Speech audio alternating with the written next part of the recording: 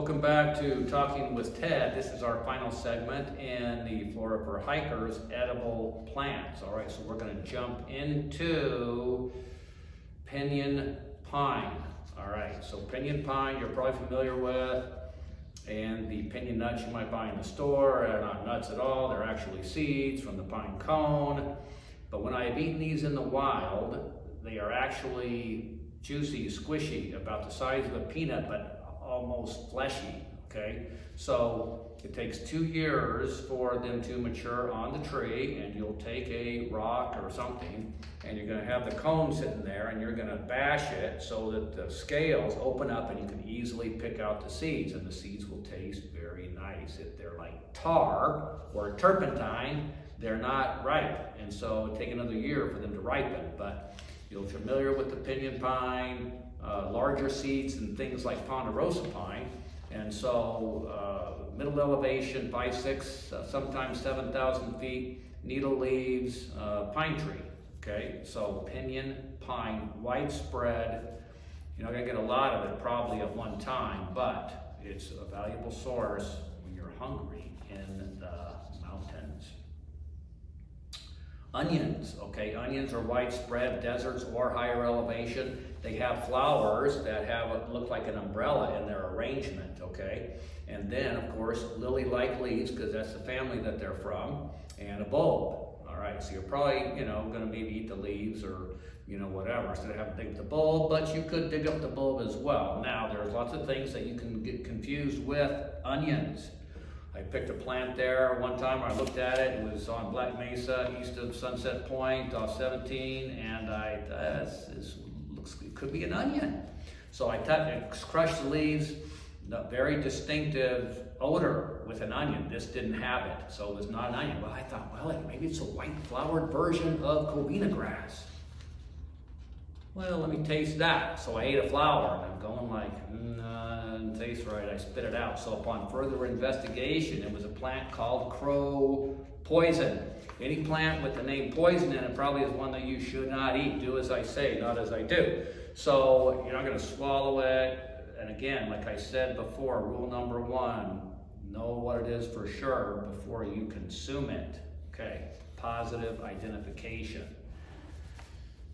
Next, walnuts, tree, very large divided leaves, stream course, channel, whatever you want to call it, riparian tree.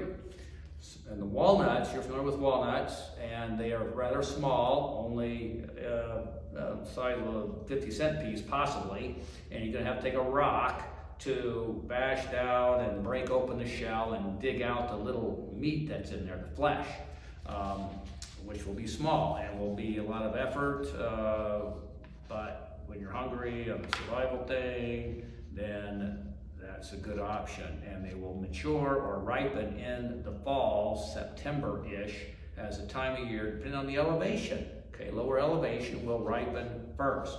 Okay, so walnuts, you can, if you have any doubts, you could whittle into the branch and see little chambers in the core of a branchlet. That is a walnut, but of course you'll recognize the walnuts. But there are some other plants like sumac, which is poisonous, but the leaves superficially look like that. But if it's got walnuts, then that won't be too much of a question. Saguaros need no introduction, but they're rather limited in distribution. The fruits are hard to collect because they're so high up in the plant, but they don't have spines on them, so they are rather easy to get the good stuff out of them. And they were, like I said in the previous video, crucial to the livelihood of indigenous tribes for thousands of years.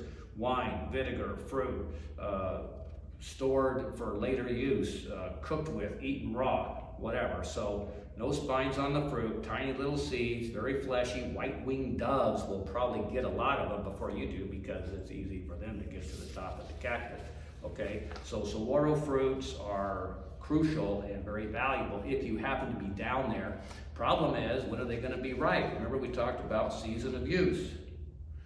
June, 110 degrees. You're probably not going to be hiking in the Superstitions in June, where you will find lots of saguaros, or Saguaro National Park by Tucson, because it's too hot, but that's when they ripen. All right, you familiar with the book, possibly Born to Run? All right, so a plant called chia, which is a mint family, tiny little herb, spring wildflower, which has seeds that were very helpful for endurance runners that run 100 miles. You know they need help, and so energy. And so chia is a crucial element in their Tara Umara strategy for running those kinds of distances. It's a mint family, so rather minty in the herbage. Square stems, opposite leaves, purplish tiny flowers, okay? So chia is a good one to be familiar with, but the seeds are tiny. It's gonna take some effort to get the seeds out of there, but bear in mind that it is a possibility in the spring, in the desert. A shrub in the desert, jojoba. Now, some shrubs are male and they have no fruit on them. Some are female, they'll have the fruit. So the fruit, which will ripen in September-ish, deserts. One of the great places to find this is around Seven Springs, north of Phoenix. Shrubs with a lot of them, Agua Fria National Monument. The nut is like an almond. They are easy to peel and open, which is in contrast to our friend the acorn, which I will be demonstrating in a moment. All right, another odd plant, weird, that you will find and recognize is Orobanche, okay? So Orobanche is a parasite, purplish in the desert, yellowish in the mountains, and when the plants are young, they are edible. You can just eat the whole thing. Under shrubs, because they are parasites, they have to live off of other things, and so you could eat them raw or cook them when they are young and tender. And they'll have a picture. They're really weird looking. You don't see too many purplish little sticking up things under desert shrubs, unless it's this.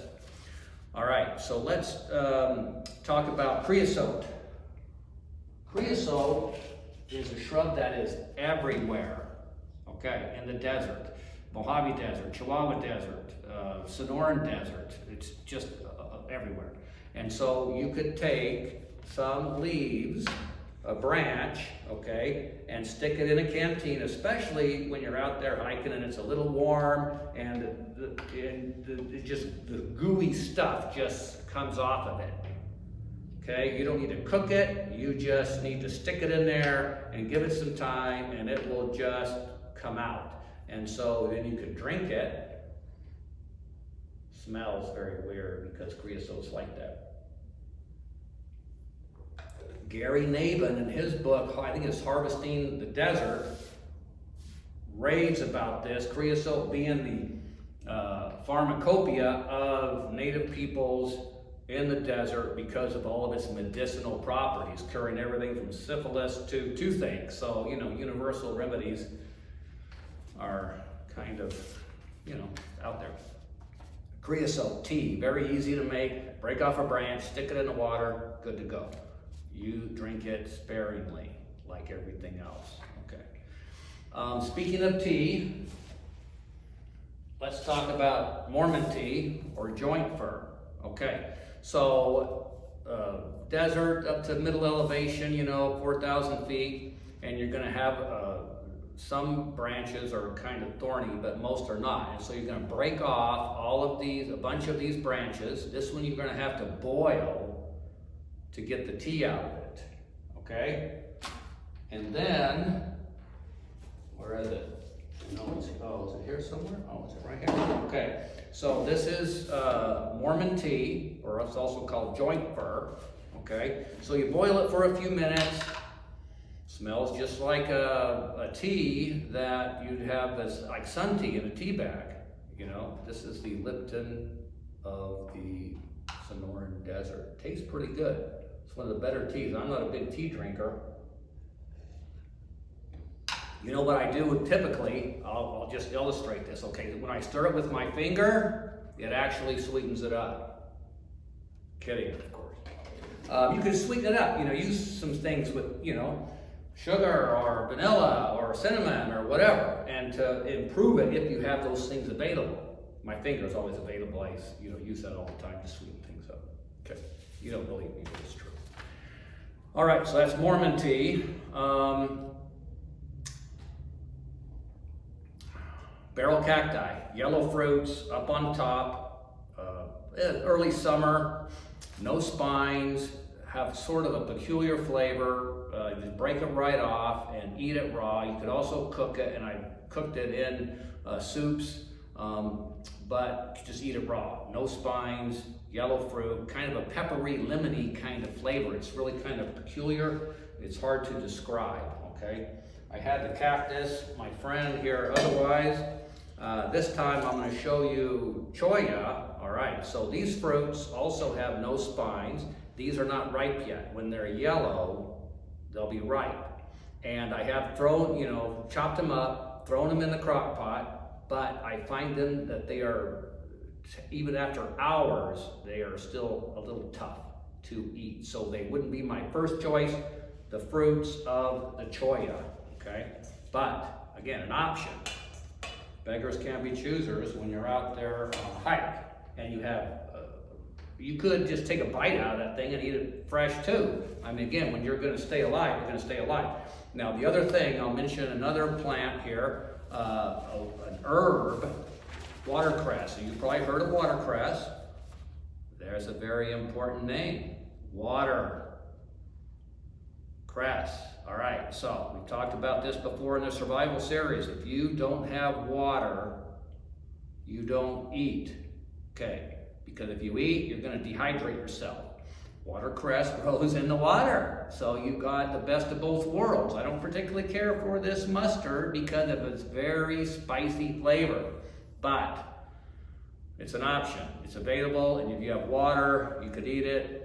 Mustards have a distinctive fruit and flower, cross-shaped flower. This one's white, very tiny, and then a little capsule kind of fruit, spicy. Take a bite and you'll remember what it tastes like, okay? There's a similar herb called miner's lettuce, which has no particular flavor, does not grow by the water, grows in the desert, but readily eat this just like lettuce, pick it up, and chew it away, and it tastes, either not much of a taste or tastes pretty good. So the purslane family, which also includes another edible weed oftentimes, and that is portulaca, okay, with little yellow flowers. It's a weed that grows out here in the desert. And you can just pick that up. It's rather succulent, and eat it fresh. You could cook it as a vegetable like spinach as well. So purslane family. Another herb that you could eat the leaves of like that, either fresh or cooked. There's two of them. One is called amaranthus, which is actually widespread in a lot of health food stores, grows very wide. It's kind of a weed, mid or lower elevation. And the same with a plant called rumex, is a genus, or dock.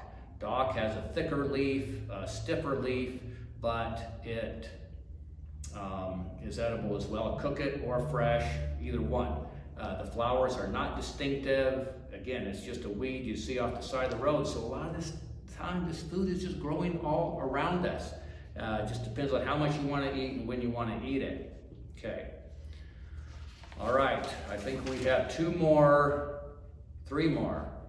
Okay, yucca, and I've talked about that before. I've not been able to eat the fruits of yucca because I can't find too many around here, fruits that are developed, and it's something that you're gonna cook. I don't believe you're gonna eat it fresh, but I have just eaten the flowers raw, just right off the plant. Again, you don't eat too many of them. Red yucca, which is a cultivated plant, or our traditional white yucca, and it's just a crunchy little soapy tasting flower, but it is edible, okay?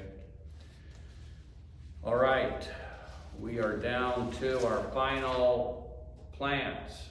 All right, I mentioned the prickly pear pads, okay, and I'll have a picture of the tiny little pads. When they're about the size of your hand, and what I've been doing, I pick them off, they break off really easy with the forceps, and I take tweezers and I pick off every little cluster where the glochids are growing, okay? And when they're small like that, they're tender, a little slimy when you cook them, or you could eat them fresh, okay? And you can just, once you pick off a few, you'll get hundreds more. It's like you cut back a rose, you're gonna get more roses. So that's how it works. It's easy to harvest them. You just have to be careful with the spines. You could burn them off, singe them off. But I doubt if you're gonna want to ignore them, because they're gonna get on you and in you, and it's kind of annoying. It's not like threatening, but it's annoying. But they're a good, solid, reliable vegetable. Prickly pear, as I mentioned, along with saguaro, critical to the native peoples for thousands of years. Another one is mesquite. All right, so what I have done with mesquite, all right, I have these in my landscape, and I typically don't eat them because it's work. You know, back in the day, they grind them, you know, to eat, get the pods and the seeds. Now you can just, you know, bite that off and chew on it, and it will have a rather pleasant vanilla-y kind of flavor. Okay, but the seeds are rock hard. You got to spit it all out once you get some of the flavor and the food value out. Okay, but since I have hundreds, thousands of pods, I've got to figure out a way to make use of them. Our friend Samuel Thayer talks about oaks like this. Oh, look at that landscape. Thousands of pounds of acorns and food. Not here. He's in Wisconsin. Okay? So, but in my landscape, my oaks, for the first time, are actually producing acorns that I'm harvesting. Okay? So I have started harvesting my acorns. Thanks to Delana Toll's book, Useful Plants of the Southwest, where she talks about roasting them and cracking them. It's a lot like a sunflower seed, okay? So they have a shell. You can't just peel them off like jojoba. You're gonna have to crack it open. And so what I've done of late, okay, is I have roasted these. And when I roast them, like, you know, in a oven for a couple hours, or 1 hour at 200 degrees, usually then, you can, with your hands, crack them open. Okay? There it is. Okay. Not too bad, but when you do them one at a time, Samuel Thayer mentioned a device, $250. For hundreds of pounds, if I had to, I would probably invest. But since I don't. Okay? Excuse me while I get rid of my mesquite pods. So then you can just eat them straight. Now what's the problem? Other problem with oaks? Tannins, chemicals. You eat too many of these, you're going to get sick. So you have to leach them. How do you leach them? With water. What do we not have in Arizona? It's not going to work out. Okay? So I have a few oaks in my yard that are producing acorns. Usually they're tiny. This time they're like normal sized acorns. And so I roasted them. I'm going to crack them open individually. I'm going to put some about this much in a pot of water, boil it, rinse it, dump it, and then fill it up again. Dump it, rinse it, fill it up again. 3 times to get the chemicals out of it. Okay? And then what I've been doing is I have been adding a few of them to my prickly pear crisp as the nut supplement, along with walnuts or almonds or whatever other things. And so I'm incorporating them into whatever else I cook. Okay? So it's a lot of food value there, but you have to get rid of or minimize the tannins that are in there. Okay? Now, finally, mesquite. Okay. Mesquite pods, as I said, you can eat them like a string bean, green bean, okay, when they first start growing on the tree, and throw them in your crock pot, any other cooked vegetable, when they are this young and tender. When they get this stage, too tough, you just can't eat it. You can crock pot that for 6 hours and it's just gonna be like leather. It's just not gonna work, okay? So, but I have hundreds of pounds, well, I have thousands of pods. I gotta start doing something with them because my raised beds, my fruit trees have not been doing well this year. I'm looking around for, well, what am I gonna eat since I have this edible landscape? So, I have the Vitamix that I use with the prickly pear, and I'm gonna use the same thing. And so I experimented with that, and so I got the Vitamix, I filled it full of the pods, the yellow, the manila pods, not the greenish, you know, it's gotta be bright yellow. All right, and so I filled the Vitamix with water, okay, and this is what I came up with, and it's like a hot chocolate. Now I added cinnamon to it, I added some stevia to it, I put a little vanilla in it, and it's like a hot chocolate, okay. Now, out of the Vitamix, when I pour it out, I pour it through this into a bowl, all right, and then you get what I call sludge, okay. So the sludge, all right, so, and this was used by native peoples, and they would use it as like a flour ingredient and make bread and whatever with it. So I just started using the sludge in my prickly pear crisp, a little bit of it, okay? So it's got a lot of food value in it, but the Vitamix just grinds it up to where you can actually digest it. Foods have to be prepared, cooked, shredded, smashed, whatever, chewed in order to use them, okay? And so I'm gonna try to use as much as possible and not waste it. But, you know, in the Vitamix is working with prickly pear. I'm also using it with the mesquite pods now, okay? And I think that is all I have for you. I will mention Wendy Hodgson's book on useful or edible plants of the Sonoran Desert. So she goes into huge detail on mesquite and how it was used and ground up and harvested and the traditions and everything else. So that's really good. And as a minimum for plant identification, Arizona Plants by Ann Epple, all right, you have to have a tool to help identify, and this is, I think, about the best non-technical guide.